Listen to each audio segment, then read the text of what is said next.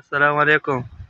جی دې ټیم زه چې کوم ځای یم دا څه موډرن جیل یا سیف الله جیل یا کنډول جیل هغه نه دی، بلکې دا اریانی جیل دی او هغه جیل دی کوم چې سیلاب د وجې نه اوبه ډنډ شوي او بند جوړ شوی و. دا مستقل جیل جوړ شو او اوس دا کشتۍ پکې تاسو وینئ جی هغه مخامخ بره دا زمونږ کورونه دي، دا زما د ګوتې سره وینئ او دا مخامخ زموږ دې ځای کې هغه پل لګېدلی و هغه هم سیلاب وړی دی. او یو افسوسناک خبره بل دا چې نن موږ چې په کوم پل باندې اورېدو د اریانۍ کس رسو پل، هغه پل هم اوبه سیوا شوي هغه هم مات شوی دی. نو اوس زموږ عبدالرف بلکل څه ذریعه نشته او د اریانۍ نور علاقو سره زمیني رابطه بلکل منقطع شوی دی.